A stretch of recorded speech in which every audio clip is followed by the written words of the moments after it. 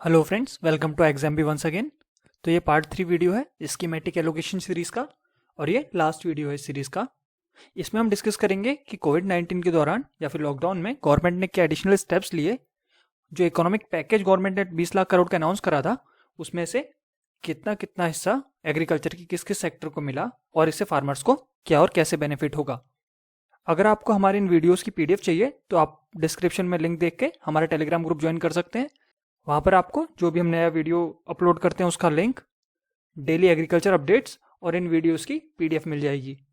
वहाँ पर approximately 400 students हैं, उनके साथ आप डिफरेंट एग्रीकल्चर एग्जाम्स को लेकर अपने डिस्कशंस कर सकते हो। तो चलिए शुरू करते हैं। सबसे पहले जो 20 लाख करोड़ का पैकेज था उसे गवर्नमेंट ने 5 फेसेज में अनाउंस किया था, 5 दिन तक लगातार। और इसमें जो पार्ट 3 था इसका, वो एग्रीकल्चर के ऊपर था।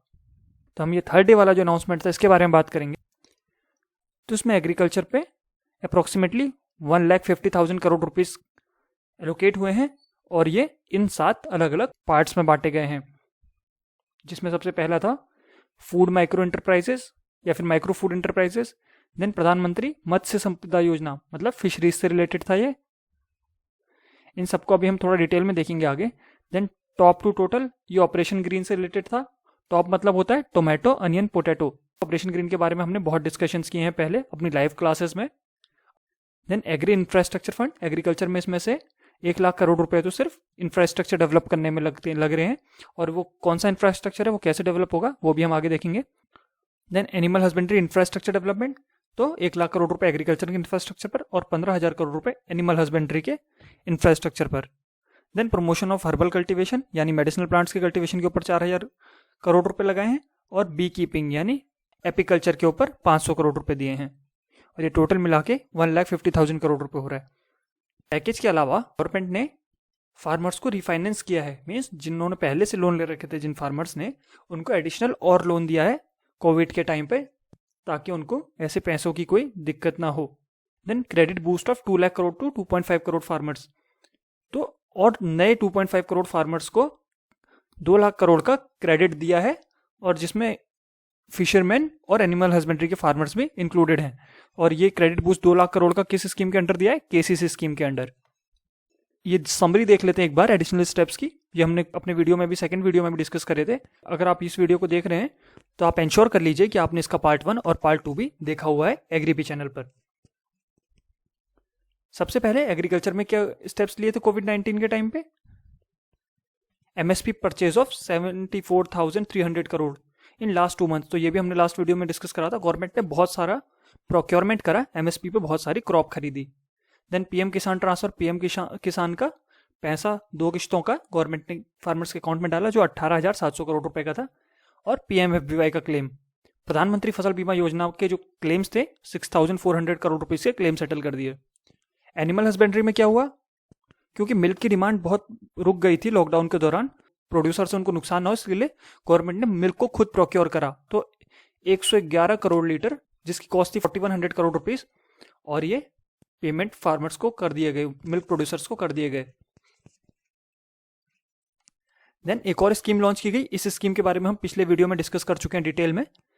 जैसे इंटरेस्ट सबवेंशन स्कीम होती है केसीसी के अंडर, वैसे एनिमल हस्बेंड्री में इंटरेस्ट सबवेंशन स्कीम लॉन्च की गई, जो 2% प्लस 2% पे काम करती है। मीन्स अगर कोई डेयरी सेक्टर का फार्मर लोन लेता है बैंक से तो 9% पे लोन मिलेगा, और उस पर 2% एडिशनल इंटरेस्ट सबवेंशन मिलेगा जो गवर्नमेंट देगी।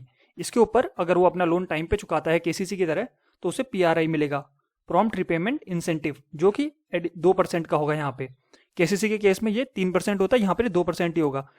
तो 2% ऐसे माइनस होगा इंटरेस्ट, 2% ऐसे माइनस होगा, और फाइनली जो इफेक्टिव इंटरेस्ट रेट बचेगा लास्ट में, वो 5% का बचेगा डेयरी सेक्टर के लोन्स पर। तो इससे क्या होगा? 5,000 करोड़ रुपीस की एडिशनल लिक्विडिटी मार्केट में आएगी और 2 करोड़ फार्मर्स को फायदा होगा। तीसरा है फिशरीज सेक्टर। तो फिशरीज सेक्टर में क्या किया गवर्नमेंट ने? श्रिम्प हैचरीज और नॉपली हैचरीज जो एक्सपायर हो रहा था जिनका रजिस्ट्रेशन, उसकी रजिस्ट्रेशन को री रजिस्टर करने की डेट उसको 3 महीने आगे बढ़ा दिया गया।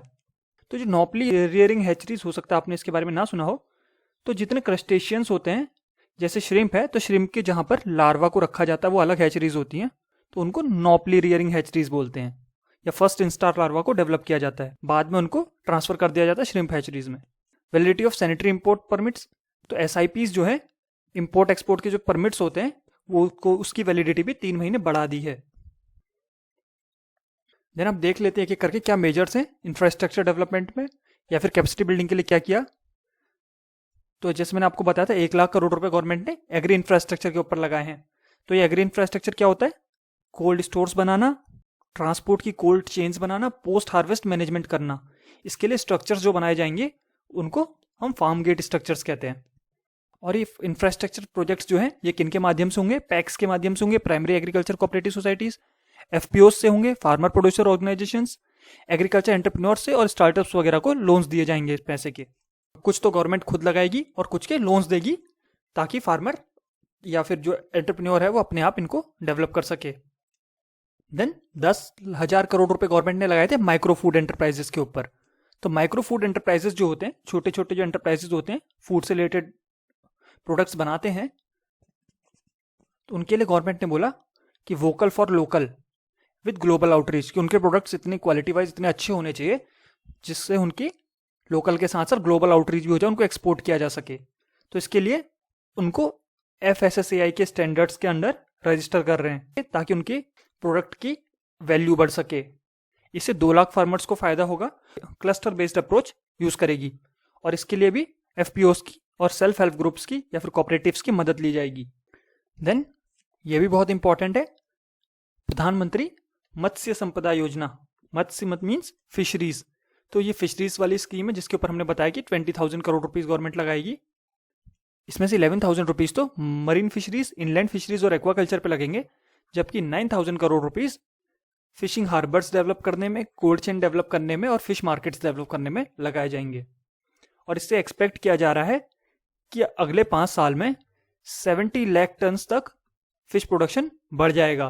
तो हमने लास्ट वीडियो में देखा था कि गवर्नमेंट ने डिसाइड किया था या टारगेट किया था कि अगले 5 साल में अपना फिश प्रोडक्शन 200 लाख टन तक पहुंचाएंगे और उसमें से 70 लाख टन ये स्कीम ऐड करेगी, ऐसा गवर्नमेंट ने सोचा है। इससे क्या होगा? करीब 55 लाख लोगों को रोजगार मिलेगा और हमारा जो एक्सपोर्ट है वो डबल हो जाएगा। और इस स्कीम में islands, Himalayan states, north eastern states और एस्पिरेशनल डिस्ट्रिक्ट्स के ऊपर गवर्नमेंट फोकस करना चाह रही है। Then animal husbandry infrastructure development, मैंने आपको बताया था कि 1 लाख करोड़ रुपए तो एग्री इंफ्रास्ट्रक्चर पे लगाए और 15,000 करोड़ रुपए एनिमल हस्बेंड्री इंफ्रास्ट्रक्चर के डेवलपमेंट पे लगाए हैं। तो एनिमल हस्बेंड्री में क्या करेंगे कि डेयरी प्रोसेसिंग, वैल्यू एडिशन और कैटल, जहां फीड कैटल को रखा जाता है, उन्हें फीड कराया जाता है, उस इंफ्रास्ट्रक्चर को डेवलप करने में ये पैसा लगाया जाएगा, जिससे दूध की प्रोसेसिंग ज़्यादा से ज़्यादा हो सके, उसमें वैल्यू एडिशन होके उसके नए प्रोडक्ट्स बनाए जा सके, उनको एक्सपोर्ट किया जा सके, डिस्टेंट मार्केट्स में बेचा जा सके, और साथ ही साथ कैटल की फीड, जहाँ कैटल को रखा जाता है, फीड कराया जाता है, वो इंफ्रास्ट्रक्चर भी अच्छा हो सके। Then promotion of herbal cultivation, तो हर्बल कल्टीवेशन मैंने आपको बताया था, मेडिसिनल प्लांट्स के कल्टीवेशन के लिए भी गवर्नमेंट ने 4,000 करोड़ रुपीस एलोकेट किए हैं। और इसमें हमने कुछ दिन पहले देख रहे थे कि गवर्नमेंट ने अभी डिसाइड किया है जो बड़े बड़े हाईवेज हैं उनके बीच के जो डिवाइडर वाले एरियाज होते हैं उसके बीच में जहाँ आपने देखा होगा ग्रीन प्लांट्स लगे रहते हैं, वहां पर भी हर्ब्स लगाई जाएंगी बहुत सारी। तो ऐसे नए प्लान्स बनाए जा रहे हैं, ये 4,000 करोड़ रुपीस उसके ऊपर लगेंगे। तो इसको कौन मैनेज करता है इंडिया में? नेशनल मेडिसिनल प्लांट्स बोर्ड, तो NMPB है जिसको देखता है हर्बल कल्टीवेशन को इंडिया में। और ऐसा सोचा गया कि 10 लाख हेक्टेयर्स एडिशनली आ जाएगा हर्बल कल्टीवेशन के अंदर 4,000 करोड़ रुपए खर्च करने से। रोड्स के साथ साथ NMPB ने यह भी डिसाइड किया है कि 800 हेक्टेयर्स का एरिया गंगा के साथ साथ में, मींस गंगा कॉरिडोर में मेडिसिनल प्लांट्स भी लगाए जाएंगे। देन बी कीपिंग या एपीकल्चर, आप इसके बारे में जानते हैं। इंडिया में हनी की ईल्ड को बढ़ाया जा सके, उसके हेल्थ बेनिफिट सबको पहुंचाया जा सके, इसके लिए बी कीपिंग के ऊपर 500 करोड़ रुपए एलोकेट कर दिया है गवर्नमेंट ने। और इसका अल्टीमेट एम है फार्मर्स की इनकम बढ़ाना, जो वुमेन फार्मर्स हैं उनको एक रोजगार प्रोवाइड करना घर पे। तो ये जितने भी मेजर्स हम डिस्कस कर रहे हैं अभी तक, इन सबका अल्टीमेटली एक ही एम है कि फार्मर्स की इनकम को बढ़ाया जा सके। लॉकडाउन के टाइम पे अगर उनकी इनकम पे जो नुकसान हुआ होगा उसको तो कवर करें, साथ में उनकी इनकम आने वाले टाइम के लिए बढ़ाई जा सके। हम जानते हैं कि गवर्नमेंट का एम है कि 2022 तक फार्मर्स की इनकम डबल करनी है, तो ये सारे स्टेप्स उसी में आते हैं, उसी के लिए सब लिए जा रहे हैं। Then from TOP to total, ये ऑपरेशन ग्रीन के बारे में है। ये बहुत इंपॉर्टेंट है, कई सालों से पूछा गया है बार बार नाबार्ड के एग्जाम में। तो टॉप का मतलब होता है टोमेटो, अनियन, पोटैटो। ये 3 मेजर वेजिटेबल्स हैं इन पर गवर्नमेंट हमेशा फोकस करती है। तो टॉप स्कीम या ऑपरेशन ग्रीन जो था, पहले वो इन तीनों के बारे में था, टोमेटो, अनियन, पोटैटो के बारे में। अब उसको एक्सटेंड करके सारे फ्रूट्स एंड वेजिटेबल्स पे लागू कर दिया गया, इसीलिए इसका नाम टॉप टू टोटल है। पहले ये 3 थे, अब टोटल मीन्स सारे फ्रूट्स एंड वेजिटेबल्स पे ये स्कीम लागू होगी। तो इस स्कीम में होता क्या है, फार्मर्स को इसकी प्राइस मैनेजमेंट किया जाता है और डिस्ट्रेस सेल से बचाया जाता है। डिस्ट्रेस सेल क्या होती है, बार फार्मर को दबाव में आकर प्रोड्यूस है वो बहुत कम कीमत पे बेचना पड़ता है, जिसे डिस्ट्रेस सेल कहते हैं।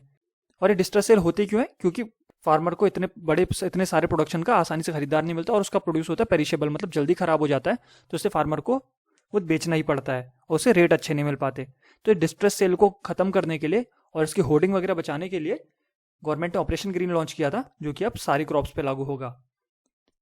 इसके लिए भी 500 करोड़ रुपए एलोकेट हुए हैं अलग से। और इसमें होगा क्या, स्टेप्स क्या लिए गए हैं कि 50% subsidy on transportation from surplus to deficient markets.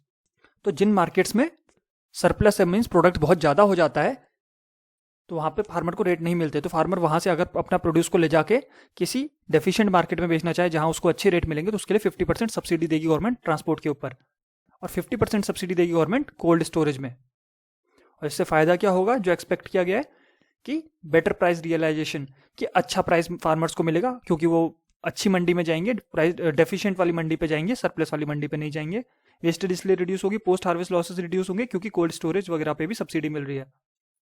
और affordability of products to consumers को भी अल्टीमेटली अफोर्डेबल प्राइस पे प्रोड्यूस मिल पाएगा और फार्मर्स को फायदा होगा। देन 2-3 स्लाइड्स में फटाफट से देख लेते हैं एडमिनिस्ट्रेटिव रिफॉर्म्स क्या करे। इसेंशियल कमोडिटीज एक्ट जो है, इसमें रिफॉर्म्स किए हैं, अब ये फाइनलाइज हो गया है और इसको प्रेसिडेंट की मंजूरी भी मिल गई है। इस इसेंशियल कमोडिटीज और एक्ट और मार्केट रिफॉर्म्स के ऊपर हमने वीडियो बनाया हुआ है और कुछ दिन पहले ही आया है, आपको एग्रीबी चैनल पर आसानी से मिल जाएगा।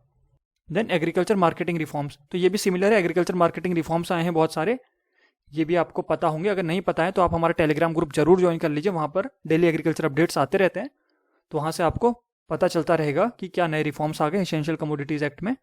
हमारे एग्रीबी इस चैनल को तो सब्सक्राइब करके ही रखिए, क्योंकि जितने भी एग्रीकल्चर करंट अफेयर्स होते हैं और एग्रीकल्चर से रिलेटेड इन्फॉर्मेशन होती है किसी भी एग्जाम की प्रिपरेशन के बारे में, वो सब हम आपको यहाँ पर प्रोवाइड करते रहते हैं। कुछ टाइम के बाद हम अपनी मोस्ट इंपॉर्टेंट क्वेश्चंस की सीरीज भी शुरू कर देंगे, तो वहाँ से भी आपको अपने एग्जाम्स के लिए बहुत फायदा होगा। देन एग्रीकल्चर प्रोड्यूस की प्राइस और क्वालिटी की एश्योरेंस के लिए भी स्टेप्स लिए हैं, और आप लोग इस वीडियो की PDF में इसको तसल्ली से सब कुछ पढ़ सकते हैं और आपकी नाबार्ड और एफओ जैसे एग्जाम्स की अच्छी प्रिपरेशन हो जाएगी। आप अगर फ्री मॉक टेस्ट देना चाहते हैं और कोर्सेज का डेमो देखना चाहते हैं तो एग्जाम्बी की वेबसाइट विजिट कर सकते हैं, और हमारा टेलीग्राम ग्रुप तो आप जरूर ज्वाइन कर लीजिए। तो इस वीडियो के लिए इतना ही था। Thank you very much for watching this video और see you soon in the next video.